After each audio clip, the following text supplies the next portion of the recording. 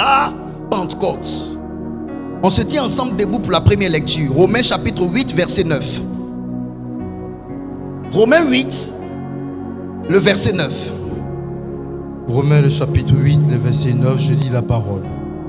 Pour vous, vous ne vivez pas selon la chair, mais selon l'esprit. Si du moins, l'esprit de Dieu habite en vous. Si quelqu'un n'a pas l'esprit de Christ, si quelqu'un n'a pas l'esprit de Christ, il ne lui appartient pas. Il ne lui appartient pas. Merci. Asseyez-vous dans la présence de Dieu. Si quelqu'un n'a pas l'esprit de Christ, il ne lui appartient pas. Suivez très bien. Vous savez que j'aime enseigner. Je vais vous enseigner sur quelques points. Vous faire comprendre une vérité. L'enseignement sur le Saint-Esprit, j'aime le faire en séminaire parce qu'il y a beaucoup à dire sur l'Esprit Saint. Mais pour le petit instant que Dieu me donne, je vais vous faire comprendre quelque chose. Celui qui n'a pas l'Esprit de Christ n'appartient pas à Christ. Si l'Esprit de Christ n'habite pas en toi, tu ne lui appartiens pas. Est-ce que quelqu'un comprend cela? C'est en français, c'est un français facile. Lorsqu'un homme va avec une femme et qu'ils font un enfant, l'homme émet ce qu'on appelle les spermatozoïdes dans le sein de la femme. Dans le spermatozoïde se trouve l'âme de l'homme, donc le sang. D'accord? Et ça va aller jusqu'à former les os et former un être humain. Quand un enfant naît, ce qui montre que l'enfant vient de ce père-là, c'est le sang qui vient de ce papa-là qui coule dans les veines de l'enfant. C'est le sang qui vient aussi de la maman qui coule dans les veines de l'enfant. N'est-ce pas? N'est-ce pas? Suivez-moi bien. Je suis fils de monsieur Marcelin, pas parce que je m'appelle seulement que Nguessan, mais parce que le sang de mon père coule dans mes veines. Donc à la vérité, c'est le sang de mon père qui coule dans mes veines qui fait que j'appartiens à la famille de mon père. D'accord? Si je suis fils d'eux, je partage le sang d'eux. Je reprends. Si je suis fils d'eux, je porte le sang d'eux. Donc, autant le sang de l'homme, donc du mâle, est ce qui définit l'appartenance de son enfant à ce mâle, à ce père, l'Esprit de Dieu en nous est ce qui définit notre appartenance à Dieu. Vous comprenez cela déjà? Suivez-moi bien. C'est pourquoi dans le livre de Romains, l'apôtre Paul dit: celui qui n'a pas l'Esprit de Dieu en lui n'appartient pas à Dieu. Donc si nous n'avons pas l'Esprit du Christ en nous, nous n'appartenons pas à Christ. Nous sommes juste des humains, c'est vrai, mais nous ne lui appartenons pas. Donc à la vérité, ce qui fait que nous appartenons à Christ, c'est l'Esprit du Christ qui habite en nous. La question que je te pose, quand l'Esprit de Dieu n'habite pas en toi et que c'est l'esprit du mal qui habite en toi, tu appartiens à qui?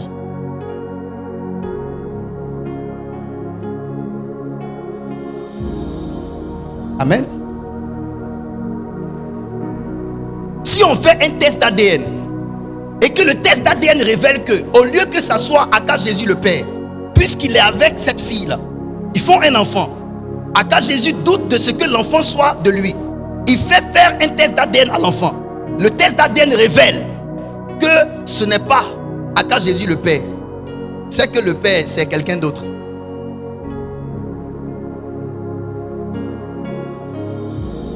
Donc si le sang d'Aka Jésus est ce qui se retrouve dans les veines de l'enfant, l'enfant appartient à Aka Jésus. Il n'y a pas de discussion. Et ainsi, l'apôtre Paul nous dit: si l'Esprit de Christ n'habite pas en vous, vous n'appartenez pas à Christ. Donc, autant le sang coule dans les veines de l'homme, révélant notre appartenance à un papa, le Saint-Esprit est comme le sang de Dieu qui coule dans les veines du chrétien.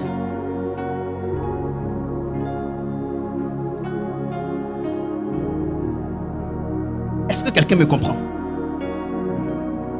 Est-ce que quelqu'un me comprend? Ça veut dire, c'est à partir du Saint-Esprit identifié en vous qu'on peut définir que vous appartenez à Dieu. Donc lorsque Dieu veut savoir si tu lui appartiens, il se met à la recherche de son sang en toi. Le sang de Dieu en toi, c'est l'Esprit de Dieu en toi. C'est son ADN. C'est sa personne. C'est son empreinte.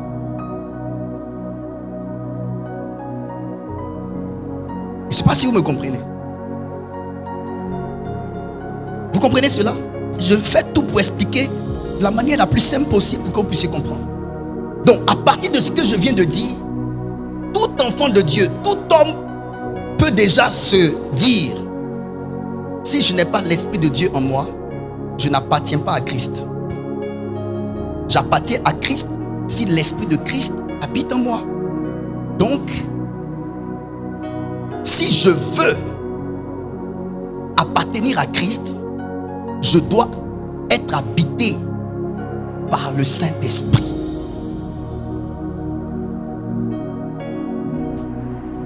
Amen. Lorsque Dieu a créé l'homme, il souffla dans les narines de l'homme, le Ruach. Ça veut dire son esprit. C'est son esprit-là qu'il a partagé à l'homme. Et cet esprit-là est comme, de la même manière que l'homme va avec la femme, qui donne sa sémence à la femme, partage le sang avec son fils. Ainsi, Dieu partage son sang, donc son esprit, avec l'homme, afin que l'homme se dise venir de lui.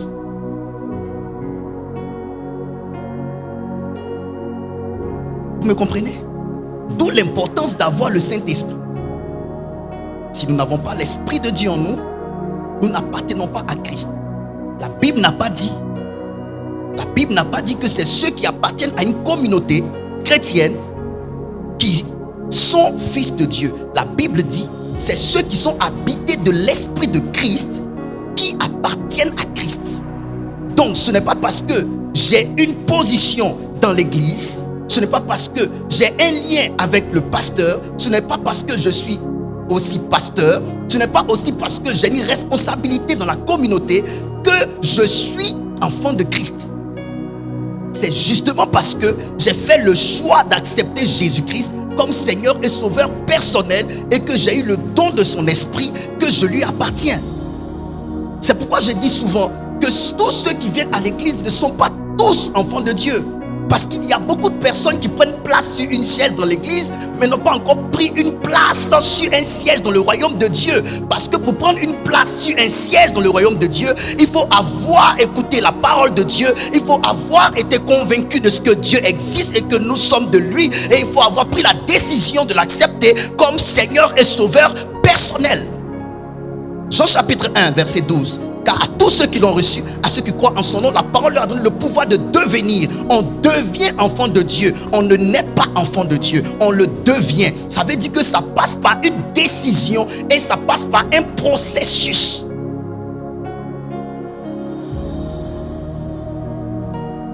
Quelle est la décision que tu as prise depuis que tu viens à l'église? Est-ce que vous savez que vous pouvez venir à l'église parce que vous êtes malade? On prie pour vous. Vous êtes guéri, mais vous n'avez pas encore accepté Jésus. Parce que la prière de guérison, c'est le pouvoir que Dieu a investi en son oint qui agit dans votre vie. Mais accepter Jésus, c'est votre décision. Donc vous pouvez être bénéficiaire d'une grâce divine, d'un don de Dieu, d'un don de l'Esprit, sans pour autant être enfant de Dieu.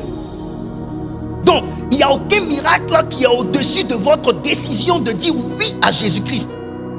Il n'y a aucun miracle. Je répète, il n'y a aucun miracle qui est au-dessus de votre décision de dire oui à Jésus-Christ. Je répète, est-ce que vous savez que recevoir la résurrection, ça veut dire que tu es mort. Un homme de Dieu qui a l'onction de résurrection prie pour toi, tu ressuscites. Ça paraît phanérosis, ça paraît extraordinaire, n'est-ce pas? Mais est-ce que tu sais que ça ne peut pas te donner d'être sauvé?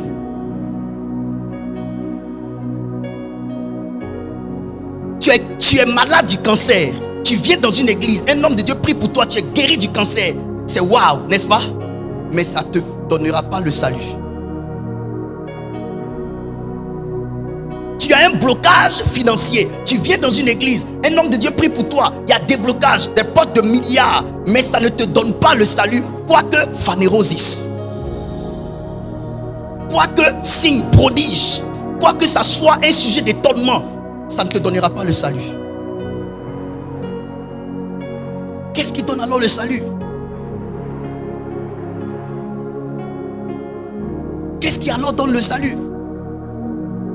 Écoutez-moi bien. Votre décision.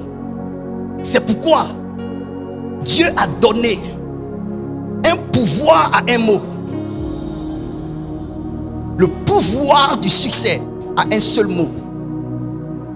À tes résolutions répondra le succès. Ça veut dire que je prie pour toi. C'est pas ça le plus grand miracle. Que je prie que tes yeux s'ouvrent, ce n'est pas ça le grand miracle. Parce que ça ne te sauvera pas. Ça te donnera d'avoir accès à une capacité, mais ça ne te sauvera pas pour l'éternité. Quand tu dis oui à Jésus, tu as ouvert les portes du paradis pour toi. Jésus a guéri 10 lépreux. Un seul est revenu vers lui et il a dit: et les autres, où sont-ils? Vous savez ce que Jésus a dit? Est-ce que c'est toi seul qui a été guéri? Les autres sont où? Ils sont partis, ils ne sont plus revenus.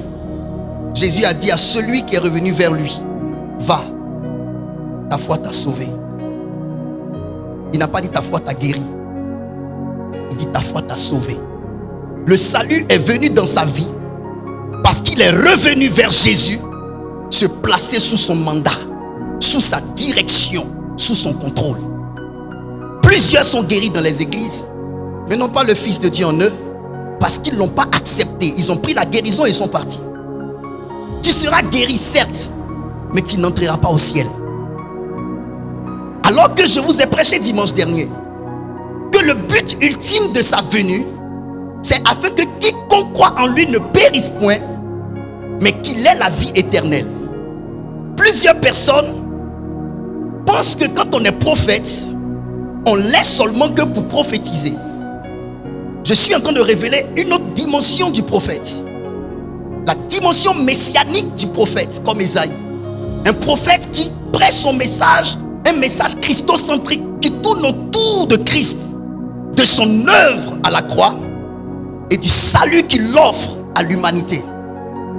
Dans la parole de Dieu, la Bible n'a jamais dit que les anges se réjouissent devant Dieu lorsqu'un homme est guéri d'un cancer, lorsqu'un homme a un déblocage financier, lorsqu'un homme est parvenu à se marier, lorsqu'un homme a fait fortune dans l'église qu'il a témoigné.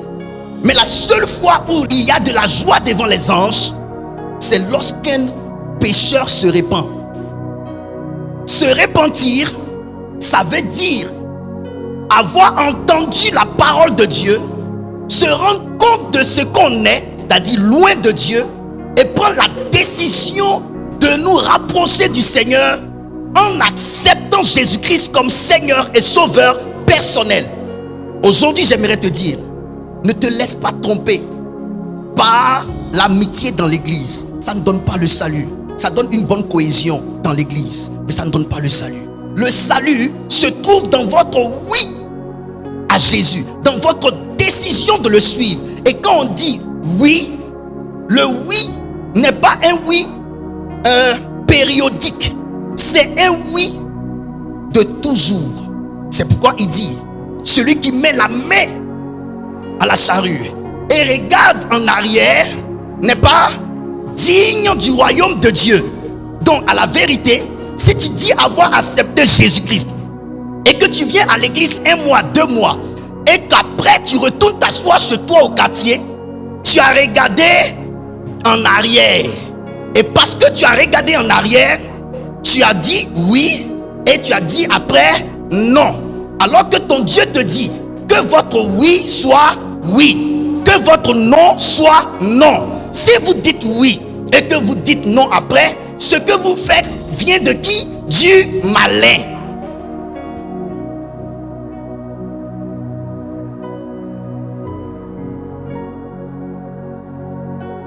Je ne sais pas si je me fais comprendre. Suivez-moi.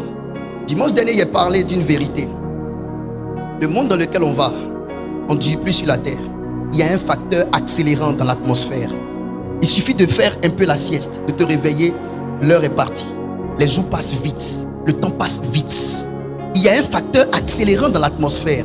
Les choses bougent, les choses évoluent, les temps passent très vite. Attention, nous allons vers la fin de toutes choses. C'est pour cela, il faut qu'on parle aux gens pour que les gens puissent comprendre. En tout cas, moi aujourd'hui, je fais ma part. Je fais ma part. Si tu as été guéri, on t'a même assisté financièrement dans l'église et que finalement tu n'as pas ouvert ton cœur à Jésus-Christ par la foi, tu ne seras pas sauvé. Tu iras en enfer avec les billets de banque qu'on a cotisés pour toi dans l'église. Je te dis la vérité. Et ça là, vous n'avez pas besoin d'avoir 50 ans pour comprendre ça. Vous avez juste besoin d'être sérieux envers vous-même, sincère envers vous-même.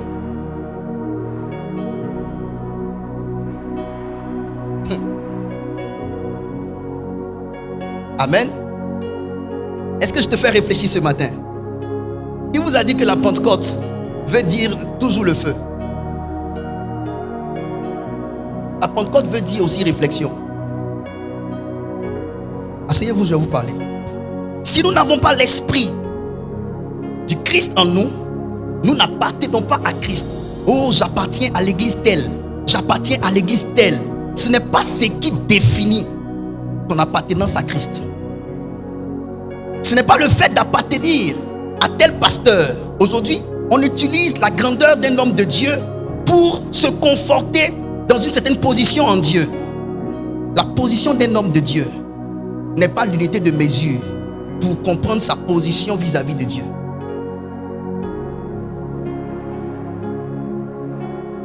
C'est pourquoi vous me voyez là. Je ne me suis jamais appuyé sur le fait que je sois fils de tel prophète, tel père, pour penser avoir une place élevée aux yeux de Dieu. C'est de la comédie. On parle de l'esprit du Christ. Tu peux avoir les t-shirts de l'église sans appartenir à Christ. Tu peux avoir les casquettes de l'église écrit dessus, maison du trésor, vase d'honneur, assemblée de Dieu, tout ce que vous voyez là. Et Dieu te regarde et dit: tu ne m'appartiens pas. Parce que ce que Dieu regarde pour savoir si tu lui appartiens, il dépasse les vêtements qui portent l'effigie de l'église, l'effigie du Christ, même les chaînes avec la croix dessus. Il dépasse ça pour aller voir son esprit en vous.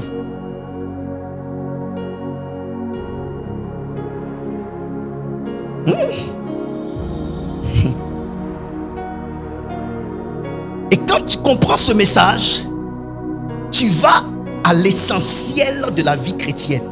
L'essentiel de la vie chrétienne, ce n'est pas le fait de porter les toges, ce n'est pas le fait de porter les vêtements sacerdotaux, ce n'est pas le fait d'avoir des objets sacerdotaux sur nous, ce n'est pas le fait de s'asseoir sur la chaise des autorités dans l'église qui définit notre position vis-à-vis du Seigneur. C'est l'Esprit de Dieu en nous. Donc à la vérité, ce que Dieu regarde pour savoir si tu lui appartiens n'est pas sur toi, mais en toi. Et donc vous devez savoir que votre apparence va devoir être transparente aux yeux de Dieu, afin que Dieu puisse découvrir du dedans de vous si vous avez le signe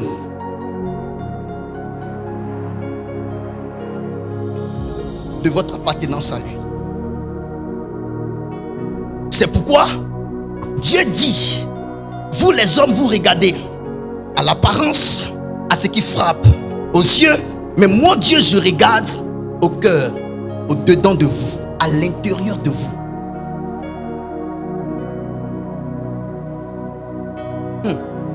On n'habite pas les murs d'une maison. On habite l'intérieur de la maison. C'est pas ton aspect extérieur que Dieu habite. C'est ton intérieur que Dieu habite. Ton âme. Du dedans de ta personne.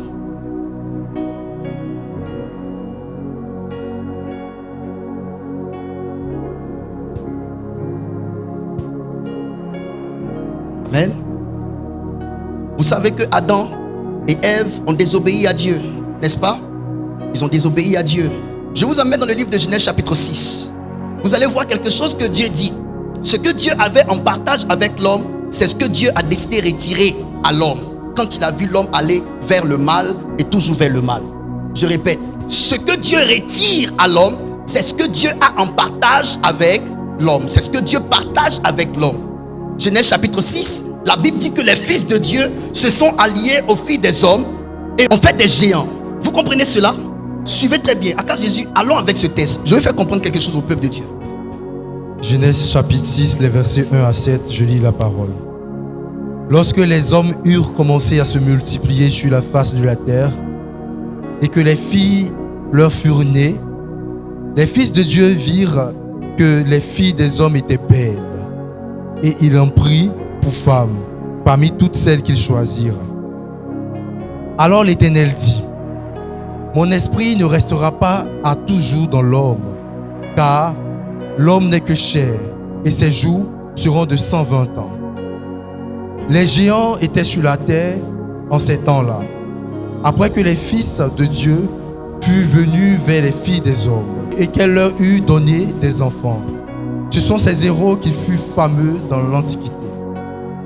L'Éternel vit que la méchanceté des hommes était grande sur la terre. L'Éternel vit que la méchanceté des hommes était grande sur la terre. Et que toutes les pensées de leur cœur se portaient chaque jour uniquement vers le mal. Toutes les pensées de leur cœur se portaient chaque jour uniquement que vers le mal. Le cœur est intérieur. Et Dieu a lu dans les cœurs. Écoutez, attends, fils. J'aime faire réfléchir les gens quand je prêche. Est-ce que vous savez que pendant que nous sommes assis ici, Dieu sonde vos différents cœurs? Vous savez pourquoi vous n'êtes pas exaucé? L'une des raisons, c'est parce que Dieu vous a vu. Il vous a vu tel que vous êtes réellement, pas tel que vous vous présentez à lui. Quand vous voyez quelqu'un dans sa vie, il y a très peu d'accomplissements, très peu d'avancées. Les choses ne vont pas bien comme il se devait. Le responsable n'est pas extérieur à la personne. Le responsable est intérieur à la personne. Ce n'est pas une question de ce qu'on dit de toi. Écoutez, ce qu'on dit de toi ne te définit pas. C'est ce que tu es au-dedans de toi qui te définit réellement. Parce que dans le monde dans lequel on est, on peut se tromper sur quelqu'un. Donc si les gens disent que tu es mauvais, c'est pas ce que tu es réellement. Dieu ne te jugera pas ou Dieu ne te récompensera pas en fonction des dires des uns et des autres. Dieu te donnera ta part dans ce monde en fonction de ce qu'il a vu que tu es au-dedans de toi. Un homme de Dieu prêchait dans son église remplie de monde et prophétisait le malheur sur moi.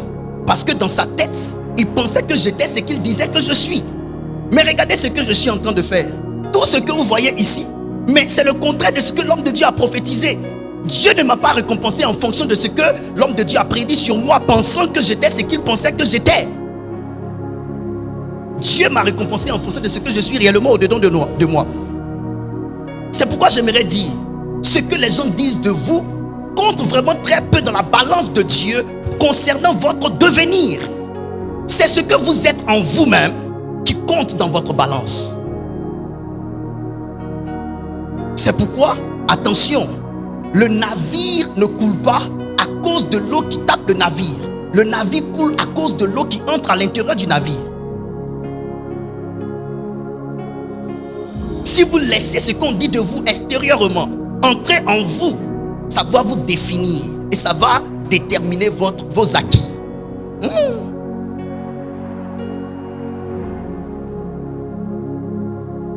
Ça va déterminer vos acquis.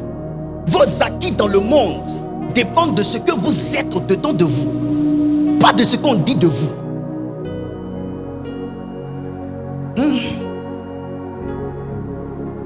Regardez Dieu.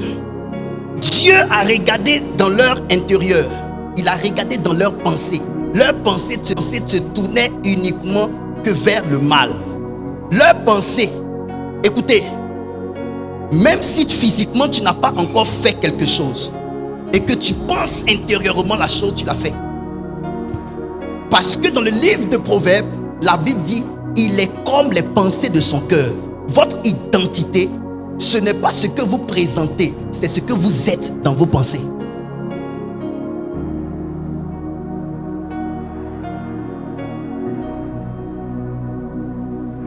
C'est pourquoi le pouvoir de la transformation se trouve dans le renouvellement de l'intelligence. La Bible dit, soyez transformés par le renouvellement de votre intelligence. À la vérité, on a été déformés à cause de nos pensées. La forme d'un homme est tributaire de son système de pensée. Ça veut dire, dépend de son système de pensée. Tel tu penses, tel tu es.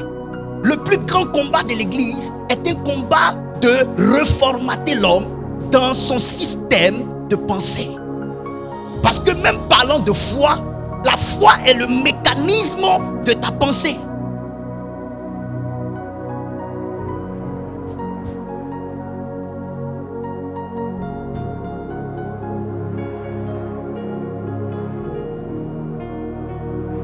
Pour décider des actions d'un homme, décide de ses pensées.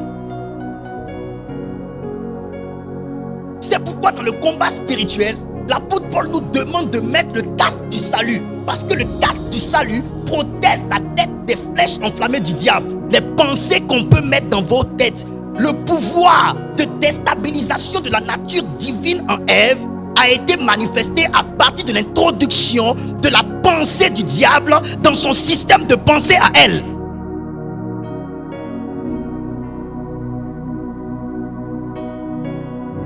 C'est pourquoi vos mains n'agiront pas, vos pieds n'iront pas là où votre tête ne vous a pas conduit.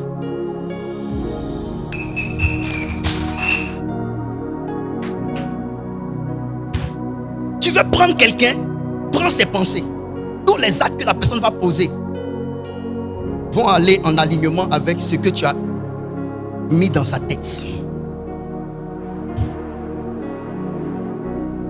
Donc Dieu regarde les pensées. Vous venez à l'église, votre conversion est retardée en fonction de vos pensées. Votre conversion progresse en fonction de votre système de pensée.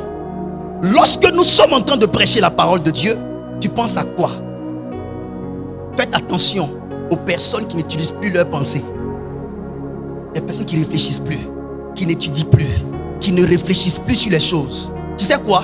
Tu n'auras pas l'esprit qui est sur le oint de Dieu qui t'enseigne si tu ne penses pas ou tu n'es pas d'accord avec sa façon ou ses enseignements.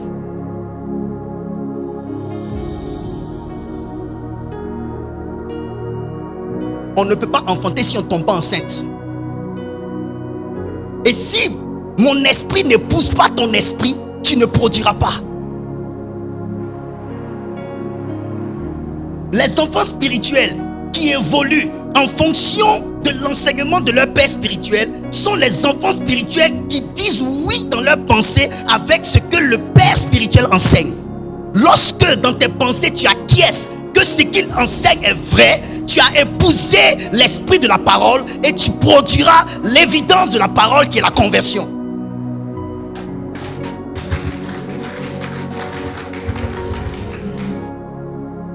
Suivez-moi bien, mes enfants.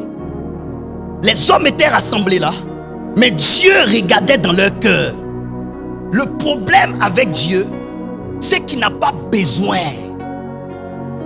que tu lui montres ce que tu es, qu'il sait.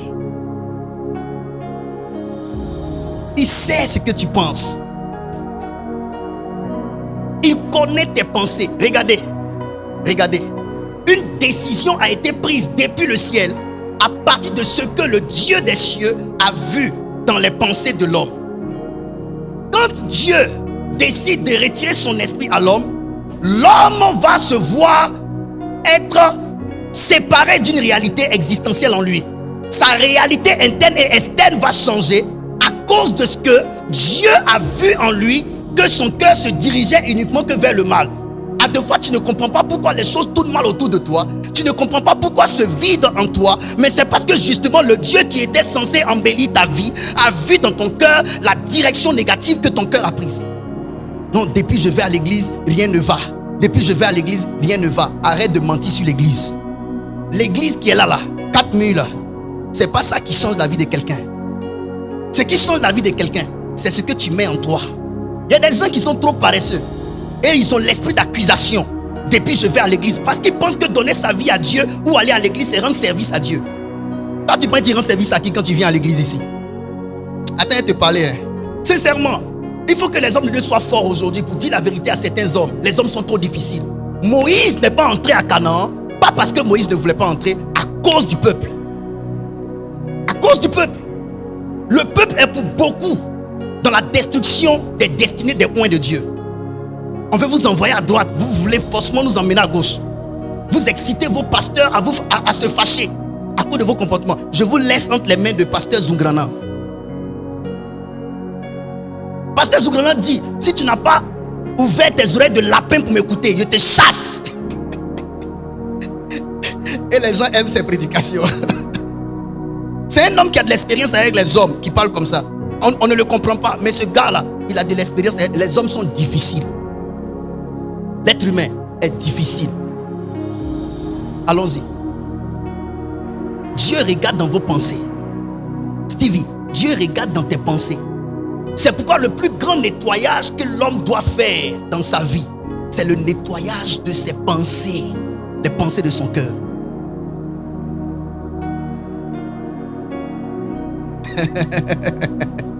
Le plus grand nettoyage que l'homme puisse faire dans sa vie, c'est le nettoyage de ses pensées. C'est pourquoi, écoutez-moi bien, regardez ce que Jésus a dit. Il dit maintenant, vous êtes purs parce que vous avez entendu ma parole. Pourquoi dit-il vous êtes purs? Quand on prêche, quand Jésus parle, ça passe par quel canal, par quel organe? Par l'oreille. Pour affecter quoi? Ton système de pensée. Il dit vous êtes purs. Jésus est allé établir la purification à quel niveau de l'organisme de l'homme? Dans le cerveau, son système de pensée. Parce que le cerveau compose avec le cœur. J'ai enseigné ça ici une fois. Tout ce que le cœur pense, c'est le cerveau qui sécrète. C'est le cerveau qui manifeste. Et si ton système de pensée change, ton cœur change. Donc le problème de l'homme, ce n'est ni le diable, c'est le cœur de l'homme. Dis avec moi, mon problème, c'est mon cœur. Tu ne rends pas service à quelqu'un quand il vient à l'église. C'est pour toi-même ton salut. Et on ne vient pas à l'église pour chercher l'argent. Parce que venir à l'église, ce n'est pas un travail. On ne vient pas à l'église pour chercher l'argent. On vient à l'église pour adorer son Dieu et pour être en phase avec lui. Pour l'écouter, pour comprendre sa parole, pour être éduqué, pour être formé en la même image que Christ. C'est ça. Laissez-moi vous mettre en scène ce passage biblique.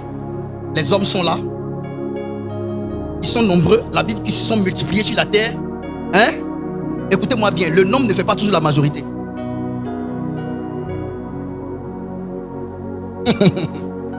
Je répète. La Bible dit quoi?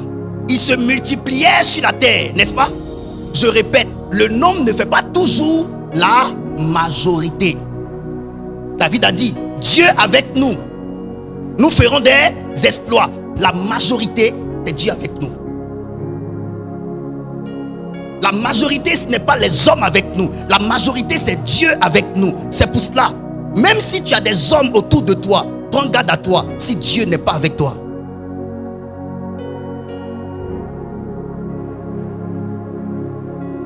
La majorité, ce n'est pas le fait de se multiplier sur la terre, d'avoir du nombre, c'est d'avoir Dieu avec nous. Je répète, ils étaient nombreux, ils se multipliaient, mais qu'est-ce que Dieu a vu dans leur intérieur? Pensez-vous que ces hommes qui étaient nombreux sur la terre là n'avaient pas de projet? Pensez-vous que ces hommes qui se multipliaient là n'avaient pas d'ambition? Pensez-vous que ces hommes là qui étaient pleins sur la terre là n'avaient pas de direction? Mais regardez ce que Dieu a vu en eux. Leur cœur se dirigeait uniquement que vers le mal. La question que je te pose, qu'est-ce que Dieu voit en toi? Oui, dans cette histoire-là, tu dis avoir raison, mais fais un break. Pose-toi la question. Quelle est la vie de Dieu sur la question? Je répète, écris ça. Quelle est la vie de Dieu sur la question? Quelle est la vie de Dieu sur la question? Quelle est la vie de Dieu sur la question? Aujourd'hui, j'aimerais vous emmener à comprendre. Vous ne pouvez pas marcher sur la terre ayant été créé par Dieu et avoir le vide de Dieu en vous. Quand on a le vide de Dieu en nous, on ne tient guère compte de la vie de Dieu dans nos vies. Quand on a le vide de Dieu en nous, on ne tient pas compte de la vie de Dieu dans nos vies et dans nos choix. C'est quoi une vie sans Dieu? C'est quoi une vie sans Dieu?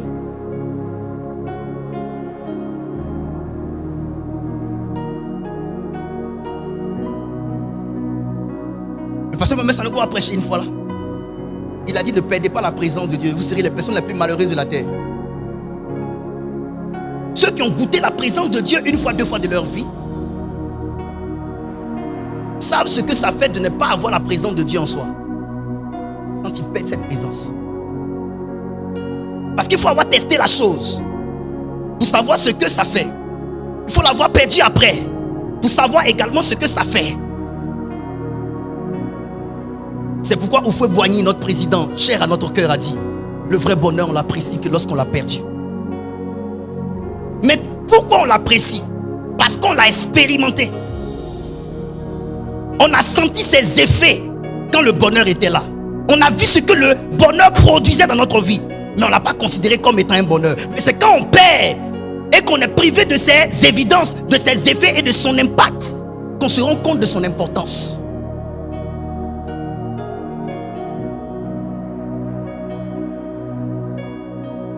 Donc, appréciera mieux celui qui perd la présence de Dieu que celui qui avait la présence de Dieu. Je ne sais pas si tu as compris mon français. Appréciera mieux celui qui perd la présence de Dieu que celui qui avait la présence de Dieu. Ou bien je dirais, appréciera mieux la présence de Dieu que celui qui avait la présence de Dieu qu'il a perdu. Suivez-moi bien. Aujourd'hui, une question doit être posée. Comment Dieu voit mes pensées? Tu sais quoi, ma fille? Quand tu vas apprendre à te poser les vraies questions de ta vie qui te rattachent à Dieu, tu ne vivras plus dans l'hypocrisie. Parce que si tu cherches à voir comment Dieu te voit, tu sais que si tu es en mauvaise posture, il va mal te voir. Donc tu ne chercheras pas à être hypocrite, tu vas être vrai. Parce que c'est comment lui te voit qui compte. Comment les autres te voient, ça compte pas. J'ai dit hier à quelqu'un que je prenne une photo avec un grand type. Ça me donne quoi? Rien. Juste des vues, des commentaires, ça t'apporte quoi? Rien. Pas d'argent, rien. Donc il y a des choses qui sont inutiles. Aujourd'hui, c'est le regard de Dieu sur vous qui doit compter pour vous. Parce que c'est ce qui va déterminer la prochaine dimension de votre vie. C'est Dieu qui décide de qui est élevé, qui est rabaissé. Pardonnez. C'est Dieu qui va décider de ce que vous allez avoir et de ce que vous allez perdre. C'est Dieu. Parce que là, c'est Dieu qui est venu et qui a dit: mon esprit ne restera pas toujours dans l'homme. Mais pourquoi? Parce qu'il a vu que dans l'homme, il y avait de mauvaises pensées. Ça veut dire, vous pouvez avoir l'esprit de Dieu en vous et décider de penser contrairement à l'esprit de Dieu en vous. C'est pourquoi je vous dis, le mot résolution, ne jouez pas avec. Vous avez accepté Jésus, honnêtement, c'est vrai. Vous avez été baptisé, sérieusement, c'est vrai. Il vous a donné son esprit, mais vous pouvez refuser que la parole de Dieu guide votre vie. Suivez-moi bien ici. C'est pourquoi je vous dis, en matière de quel esprit entre en toi, quel esprit sort de toi, c'est décidé par tes choix. êtes possédé par un esprit là, mauvais là, la Bible dit ne donnez pas accès au diable. Donc c'est toujours la décision de l'homme. C'est l'homme qui ouvre la porte, c'est l'homme qui ferme la porte. Vous ne pouvez pas savoir combien de fois vous détenez un pouvoir extraordinaire en tant qu'humain sur la terre. Vous décidez de quel esprit entre en vous, vous décidez de quel esprit sort de vous.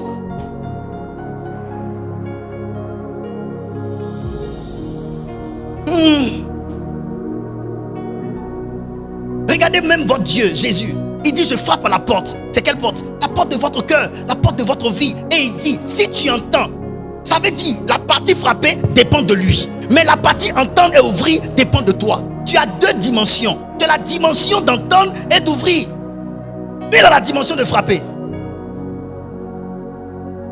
Ça veut dire votre marche avec Dieu est à 70% décidée par vous, non par Dieu. Vous avez une grande responsabilité dans votre marche avec le Saint-Esprit. Si vous voulez évoluer avec Dieu, il te sera fait selon ta foi. Si tu veux grandir avec l'Esprit, il te sera fait selon ta foi. Pourquoi je prêche comme je prêche? C'est pas Dieu? Non, c'est pas Dieu.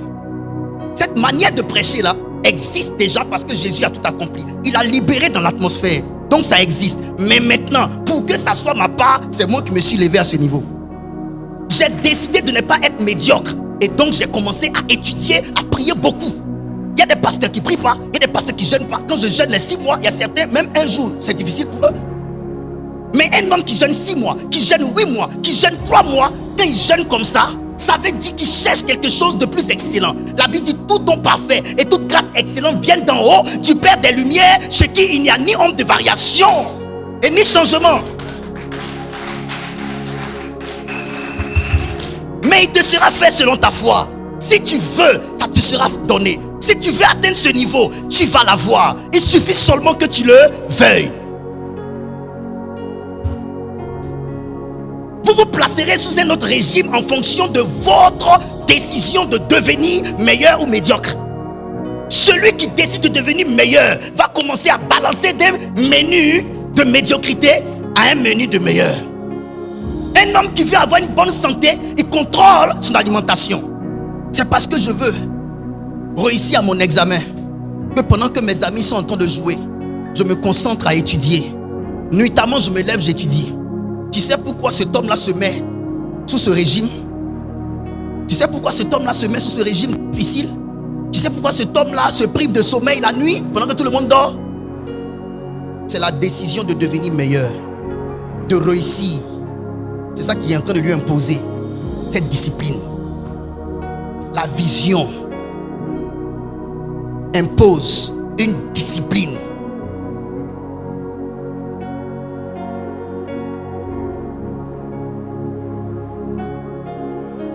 Donc je disais, si vous n'avez pas l'esprit de Christ en vous, vous n'appartenez pas à Christ. Je suis désolé, tu peux appartenir à l'église, mais Jésus ne regarde pas à l'église. Il regarde à son esprit en toi. Tu peux avoir la photo de l'homme de Dieu dans ta maison. Ça ne signifie rien devant l'Esprit de Dieu. C'est lui, son sang, qu'il veut voir en toi couler dans tes veines. C'est l'Esprit.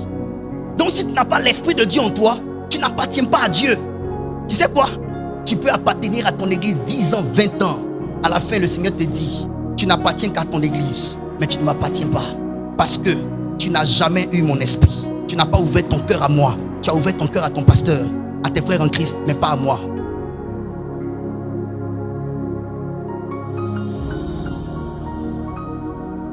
On peut avancer?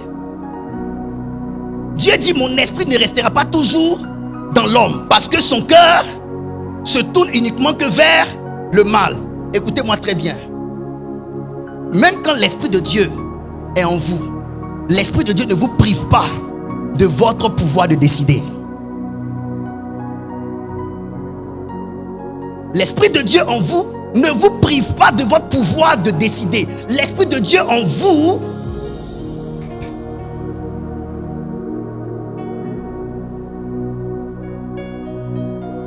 que je parle. L'Esprit de Dieu en vous ne changera pas ses manières. Il est poli par excellence. Il respecte ton choix et donc il se plie à tes décisions. Seulement, il te présente la bonne voie. Comme Dieu l'a fait Je mets devant toi le mal, la mort, le bien, la vie. Je te conseille de choisir le bien afin que tu vives. Dieu te propose la bonne voie à suivre, mais il ne décide pas à ta place. C'est pour cela, même l'Esprit de Dieu étant en eux, ils continuent de penser mal. Ne pensez pas que parce que l'Esprit de Dieu est en vous, il vous empêchera de mal penser. C'est à vous de plier votre pensée à celle de l'Esprit. Vous pensez que là où nous sommes là, on ne peut pas tous faire le mal? Oh non, si. L'Esprit de Dieu habite en nous, mais on peut tous faire le mal. C'est une question de décision. Mais on se décide. On dit non, on est enfant de Dieu, on ne peut plus faire le mal. C'est pourquoi l'homme qu'on appelle Job a dit, j'ai plié ma volonté à la parole de Dieu. Tu as toujours une volonté. Même quand l'Esprit de Dieu habite en toi, tu as toujours une volonté. La volonté de pécher contre lui, la volonté de faire sa volonté.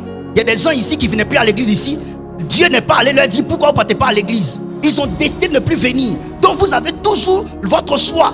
Vous avez toujours votre décision. Même quand Dieu vous a fait du bien, vous avez toujours votre décision. Le Seigneur te fait du bien. Il attend que toi-même, tu regardes à ton esprit de reconnaissance pour revenir vers lui. Il a guéri ses 10 lépreux, mais c'est un seul qui est revenu vers lui. Ce n'est pas que le seul là avait reçu le don de revenir et que les autres n'avaient pas reçu le don de revenir. C'est juste le cœur de chacun qui a parlé à la suite de la guérison.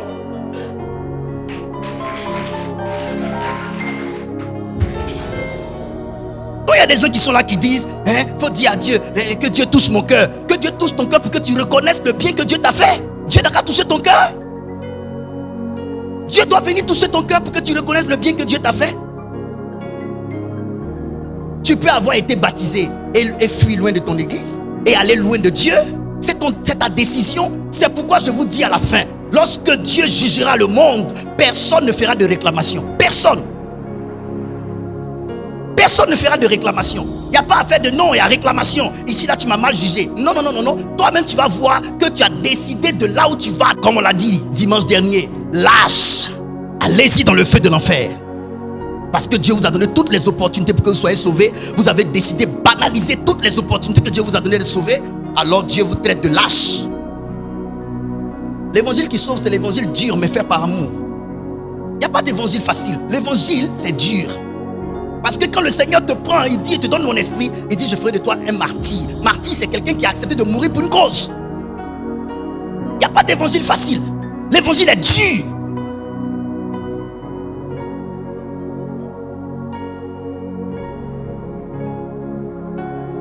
Dites-moi, pourquoi avez-vous accepté Jésus? On dirait que vous ne savez pas. Il y a des gens qui ont accepté Jésus juste parce qu'ils suivaient le mouvement de l'église. Mais il n'y avait pas d'intention réelle dans leur cœur d'aimer Dieu et de le suivre. Et c'est ces personnes-là qui abandonnent l'église, point oui, point non. Parce que tu n'as pas de conviction personnelle à suivre Jésus. Attention, ayez une conviction personnelle de suivre Jésus. Quand vous avez une conviction personnelle de suivre Jésus, on ne peut pas vous détrôner. Si tu n'as pas l'Esprit de Dieu en toi, tu ne lui appartiens pas. Ce n'est pas une question d'avoir une église. Ce n'est pas une question d'avoir été baptisé. Tu n'as pas l'Esprit de Dieu en toi, tu ne lui appartiens pas. Si tu n'es pas conduit par le Saint-Esprit, tu n'es pas fils de Dieu. Romains chapitre 8, verset 14. Je lis la parole du Seigneur. Je veux des gens qui aiment la parole de Dieu. Vous savez, les baffes qui sont là, c'est un retour. Ce sont des retours. Quand tu parles, il n'y a pas de retour, tu ne t'entends pas. Quand on prêche là, sur vos visages là, on peut voir un retour. Par le visage que vous présentez, l'homme de Dieu peut savoir si son message est bienvenu ou pas. Il y a des gens qui font tout pour être toujours frustrés chaque dimanche. C'est pas que tu ne mets pas ta vie en règle, que chaque fois la parole de Dieu passe sur ton comportement. C'est pas qu'on parle de toi. On prêche. On prêche, mais chaque fois tu as l'impression que c'est toi, c'est de toi qu'on parle. Mais parce que justement tu ne t'améliores pas. Et chaque fois que Dieu veut parler de ce que tu fais là, forcément tu as te sentir concerné. Et même si tu ne venais pas à l'église ce dimanche là, ce qui sort de ma bouche là actuellement là allait sortir quand même. Et souvent nous les hommes de Dieu on a des problèmes comme ça. On finit de prêcher, après chaque prédication il y a des commentaires. Ça là c'est de moi qui parlais. Il va un moment on est fatigué même. Chaque fois après chaque prédication on a des commentaires. Non, ça c'est de moi qui parlais. Toi tu es qui? Et puis on ne te parle pas même. Toi-même tu es qui? Or, quand je parle comme ça, vous pensez que je fais exprès. Je suis prophète. On prêche, on voit des choses. On prêche, on sent des choses. Toujours c'est eux. Ça là c'est de moi qui parle comme ça. C'est de moi qui parle comme ça. Mais, qui t'a envoyé de faire ce que Dieu dit n'aime pas? Tu ne peux pas dire que tu es chrétien. Tu tu acceptes Jésus, tu te fais baptiser dans une église et puis tu quittes l'église, tu viens plus. Ça signifie quoi? Toi, même si on te fait ça te plaît? Toi, tu maries ta femme et puis le jour elle doit venir dormir dans la maison, elle fuit la maison, elle s'en va chez un autre gars. Tu as aimé? Le mal que vous n'aimez pas qu'on vous fasse là, vous faites ça à vos pasteurs et puis vous voulez que les pasteurs acceptent. Qui vous a dit que le pasteur n'a pas cœur? Vous tous qui êtes appelés au ministère, ayez le front dur. Quand Dieu a pris Jérémie, il dit je rends ton front dur. Parce que ceux à qui tu vas parler là, prophétiser là, ils sont durs. Tu dois avoir un front dur pour leur parler. C'est pas grave, parlez de nous, c'est parce qu'on est important. Vas-y ma fille. Je lis la parole du Seigneur. Car tous ceux qui sont conduits par l'Esprit de Dieu sont fils de Dieu. Ça veut dire quoi? Quand je vous dis, l'Esprit de Dieu habitait en ces hommes, cependant, leur cœur se tournait vers le mal. À la vérité, ils ont perdu leur droit d'être fils parce que l'Esprit de Dieu qui était en eux, ils ne se laissaient pas conduire par cet esprit. Ça veut dire quoi? Quand vous venez à l'église, vous avez votre façon de voir. Maintenant, Dieu dit, voilà comment on doit faire les choses. Qu'est-ce que Dieu attend de vous? Parce que vous avez son esprit en vous et que vous avez entendu sa volonté, vous laissez la volonté de Dieu conduire maintenant votre vie. Avant, je pensais comme ça. Mais parce que Dieu dit que c'est comme ça qu'on doit faire, je n'ai pas besoin qu'un esprit vienne tomber sur moi pour me remuer comme ça. Moi-même, je décide de changer de voie, d'écouter ce que Dieu dit. C'est ça, être conduit par le Saint-Esprit. Être conduit par le Saint-Esprit, ce n'est pas un pouvoir de domination que l'Esprit a sur nous. Ce n'est pas la dictature de l'Esprit sur nous, non. Mais c'est nous-mêmes qui, de manière unilatérale, décidons parce que nous sommes maintenant devenus enfants de Dieu, ayant son esprit en nous, de nous plier à sa volonté et de nous laisser conduire par sa volonté. Parce que c'est sa volonté qui est la meilleure des choses. C'est simple. Tu as ton père ou un dévancier dans un domaine. Tu fais l'entrepreneuriat. Tu as un coach. Le coach est plus expérimenté que toi. Toi, il y a la façon dont tu veux résoudre ce problème que tu as eu dans l'entrepreneuriat, dans l'immobilier. Tu vas voir le coach pour prendre de sa sagesse. Le coach te dit ça là, il faut résoudre ça comme ça, comme ça, comme ça. Tu fais quoi? Tu te laisses conduire parce que le coach a dit. On appelle ça obéir. Se laisser conduire par l'Esprit de Dieu, ça s'appelle juste obéir au Saint-Esprit. Obéir au Saint-Esprit, ce n'est pas la dictature de Dieu sur toi. Non, non, non, non, non. C'est toi-même qui de manière unilatérale décide de te plier à la volonté de Dieu. Et ce n'est pas difficile de se plier à la volonté de Dieu lorsqu'on sait que la volonté de Dieu est ce qui est vrai. Il y a des gens qui vivent aujourd'hui dans ce monde difficile là, avec les conséquences de leurs mauvais choix. Ils vivent ça. Eux seuls ils portent ça, ils souffrent. Tu vas vivre avec, tu ne vas pas mourir. Tu vas souffrir de ça. Mais c'est ton choix, ce n'est pas quelqu'un qui t'a fait. C'est ton choix. Est-ce que vous avez compris être conduit par l'esprit? C'est pourquoi mes enfants, votre volonté compte. Votre volonté compte. Dieu ne vous prive pas de votre volonté. Dieu ne fait pas ça. C'est pourquoi quand vous ne venez pas à l'église, ne dites pas que c'est Dieu qui n'a pas voulu. Quand vous ne faites pas ce que Dieu dit, ne dites pas que c'est Dieu qui n'a pas voulu. Ne dites même pas que c'est Satan, parce que Satan ne vous contrôle pas. C'est vous qui vous pliez à. Même les tentations ne sont pas des impositions. Les tentations, c'est quoi? Une sollicitation.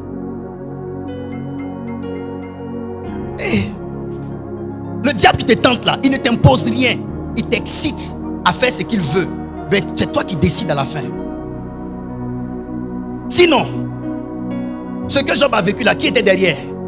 C'est pas le diable. Mais la Bible dit quoi? Job n'a pas renié son Dieu.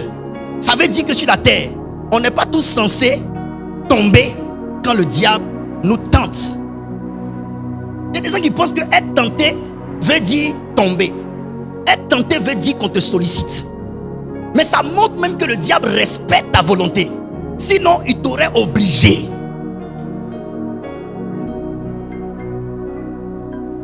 Votre volonté que vous avez, c'est le mur de sécurité qui entoure votre maison que vous êtes. Si quelqu'un klaxonne, que tu n'as pas ouvert la porte, il n'entrera pas.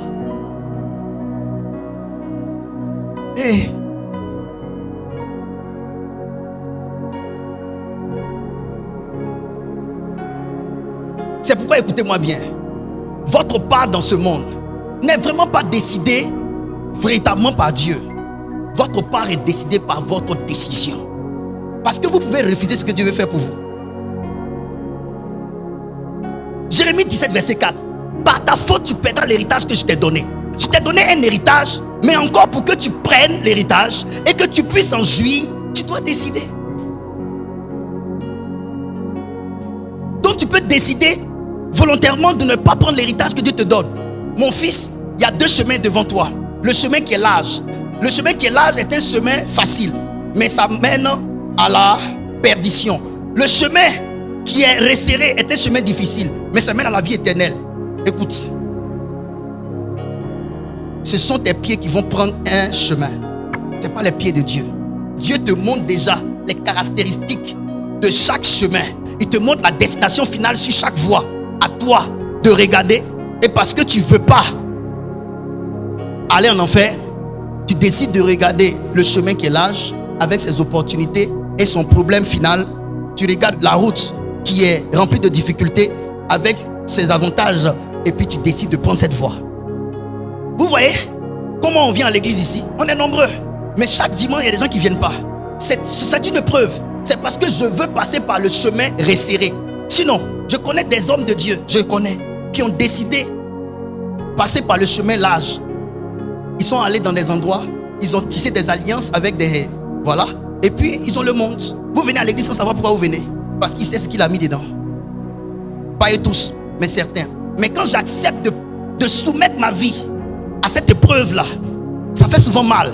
Mais écoute, arrivé à ce moment, mets bande sur tes yeux. Ne regarde pas aux autres. Ne regarde pas à gauche ni à droite. Regarde à Jésus-Christ seulement. Regarde à Jésus-Christ seulement. Regarde seulement à Jésus-Christ seulement. Tu regardes ton église. L'église est grande, c'est vrai. Mais on n'est que peu dans l'église. Ça fait mal, ça fait souffrir. Mais quand tu regardes Jésus, tu vois Jésus sourire. Ça veut dire il est content. Il est content de ce que tu fais. Il est content de tes résultats. Il est content de tout peu que tu as. Tu te fortifies. C'est pas grave, tu te fortifies. Je ne me vendrai jamais. Je n'abandonnerai jamais mon éthique. Je n'abandonnerai jamais mes valeurs à cause de réussir. Écoute, c'est parce qu'on n'a pas encore réussi qu'on pense que la réussite donne tout le bonheur. Demain, quand tu seras dedans, tu verras la vanité de la réussite. On n'avait pas certains téléphones. On pensait que si on avait ces téléphones-là, notre vie allait être améliorée. On les a eu aujourd'hui, c'est banal dans notre main. Voiture, tu cherches, il faut que j'ai ça, tu ne dors pas la nuit. Quand tu l'as, tu fais un accident, 2 accidents, la voiture même se gâte, toi-même tu regardes maintenant, ça ne te dit plus rien. Tu t'assois dedans, c'est la même chose que comme s'asseoir dans un autre véhicule, dans tout autre véhicule. Il n'y a rien d'extraordinaire. Ça ne te donne pas des ailes, ça ne te donne pas un teint extraordinaire. C'est la vérité. Ça veut dire que, sincèrement, toutes ces choses-là, ce sont des artifices. Le vrai bonheur, c'est d'avoir l'Esprit de Dieu en nous. Le Saint-Esprit à l'intérieur de nous. Au moins avec l'Esprit de Dieu en nous, quand Dieu te regarde, il dit tu m'appartiens. Écoutez, celui que Dieu va retenir à la fin, c'est celui qui lui appartient parce que Dieu aura vu son esprit en lui. À la fin, je sais que le jour de l'enlèvement, je ne resterai pas ici. Je serai emporté parce que je lui appartiens. C'est ça qui fait ma réjouissance. Au jour du dernier jugement, au jour de l'enlèvement, je ne resterai pas ici. Je partirai avec lui parce que je lui appartiens. Parce que son esprit habite en moi. Et parce que j'ai conservé son esprit en moi. Si nous ne sommes pas remplis de l'esprit, s'il n'est pas en nous, il ne peut pas nous conduire.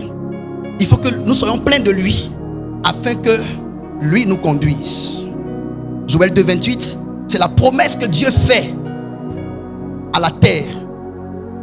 Dieu dit en Joël 2, 28 que l'esprit reviendra. Pourquoi? Parce qu'il a retiré l'esprit. Il a retiré l'esprit et Dieu lui-même sait. S'il veut que les hommes lui appartiennent, il faut qu'il leur donne son esprit. Et il promet en Joël 2, 28 de ramener son esprit sur toute chair. Toute chair, sans exception, toute chair. Vos fils et vos filles prophétiseront. Vos vieillards auront des songes. Ce que j'aimerais vous dire ici, c'est de voir combien de fois il est primordial d'avoir l'Esprit de Dieu en nous. Et je veux que tu retiennes juste cette phrase. C'est pour que tu lui apppartiennes. Parce que si tu n'es pas habité de l'Esprit de Dieu, tu ne lui appartiens pas. Vous imaginez que la Bible dit qu'à la fin, des gens diront, n'avons-nous pas prophétisé en ton nom? Et puis il dit, je ne t'ai jamais connu. Comment Dieu peut-il dire, je ne t'ai jamais connu? Ça veut dire que tu peux te tromper d'être chrétien, 10 ans de vie chrétienne, 15 ans, 20 ans, à la fin le monsieur te dit, je ne t'ai jamais connu. C'est grave. Parce que le Seigneur ne saurait prendre ce qui ne lui appartient pas.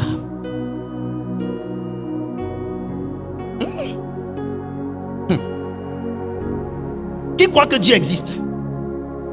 Qui croit que Dieu voit? Dieu entend, Dieu sait. Alors ne vivez pas comme si vous l'avez oublié. Tenez compte de Dieu dans tout ce que vous faites. Tenez compte de Dieu dans tout ce que vous faites. La vie chrétienne, la marche avec Dieu, c'est une affaire de one by one. Ton salut, ta relation avec Dieu. Veille sur toi, s'il te plaît. Quand tu tombes, n'attends pas qu'on t'exhorte pour te mettre à genoux. Parce que tu sais que ton Dieu peut ne pas être content de toi. Mets-toi à genoux, demande pardon à ton Dieu, reviens dans la maison de Dieu et adorons le Seigneur. Pardon.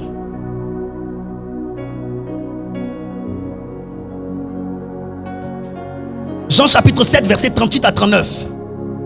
Allons-y, ma fille. Je lis la parole du Seigneur. Celui qui croit en moi, des fleuves d'eau vive couleront de son sein, comme dit l'Écriture. Il dit cela de l'Esprit que devaient recevoir ceux qui croiraient en lui. Amen. Jésus annonce à ses disciples que ceux qui croient en lui, des fleuves d'eau vive vont couler de leur sein. Quand la femme tombe enceinte, où est-ce que l'enfant loge? Là. Le sein, c'est le ventre de son sein. C'est ici que l'esprit loge. Et quand le Seigneur Jésus dit, ceux qui croient en lui, bientôt des fleuves d'eau vive couleront de leur sein, il est en train de dire que vous serez enceinte de l'Esprit de Dieu et vous allez l'accoucher. Donc les eaux qui vont jaillir là, c'est l'Esprit, c'est l'accouchement. Ça veut dire, tu vas produire maintenant les œuvres de l'Esprit. Donc à la vérité, ce qu'un homme produit dépend de ce dont l'homme est rempli.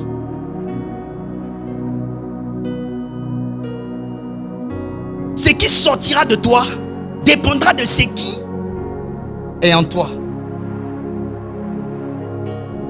C'est pourquoi Jésus a dit à des gens, si vous étiez des fils d'Abraham, vous m'auriez aimé et vous auriez fait les œuvres d'Abraham. Vous ne pouvez pas dire que vous êtes de Dieu et produire des œuvres du diable. Donc, quand quelqu'un dit qu'il est chrétien, ne l'écoute pas. Attends de voir ses œuvres. Arrêtons de blaguer les gens. Je suis chrétien, 10 ans de vie chrétienne. On te regarde. Tes œuvres montrent que tu es païen. Arrêtez ça. C'est ce qui sort de vous qui témoigne de ce qui. Si vous êtes chrétien, vous pratiquerez les œuvres des chrétiens. Si vous êtes des païens, vous pratiquerez des œuvres de païens. Est-ce que vous savez que Corneille était vu dans sa cité comme étant un païen? Cependant, il avait la pratique du chrétien. Et Dieu est venu chez lui. C'est pourquoi je dis, votre identité ne dépend pas de ce que vous dites être. Mais votre identité est définie par ce que vous faites. Ce sont vos œuvres qui déterminent votre identité. On peut t'appeler malédiction, mais si tes œuvres sont les œuvres de bénédiction, tu vas changer ton identité.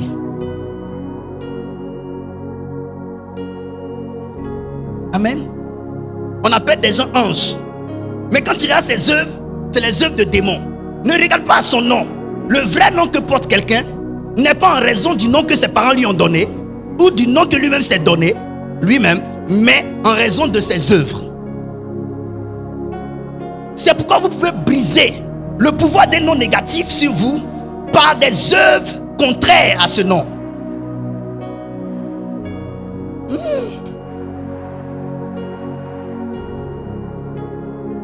Pourquoi vous êtes calme comme ça? Ça fait réfléchir. Ne regarde pas ce qu'on dit de toi. Change ce qu'on dit de toi par tes œuvres.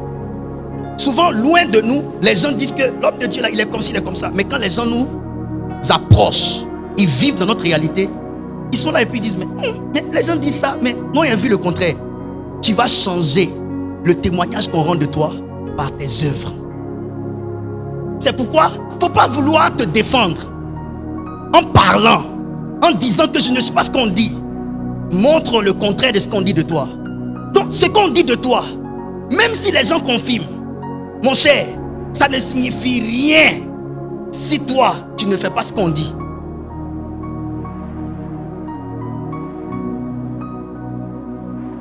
Vous comprenez ce que je dis? Il y a des fois, tu entends des choses que les gens disent de toi et puis tu as l'impression que les gens inventent ta vie. Tout ce que les gens disent de toi, qui n'est pas vraiment toi, c'est ce que le diable aurait voulu que tu sois. Est-ce que quelqu'un me comprend? C'est pour cela, prends ce que les gens disent de toi comme sujet de prière. Pour ne jamais être ce qu'on dit. Parce que c'est ce que le diable aurait voulu que tu sois.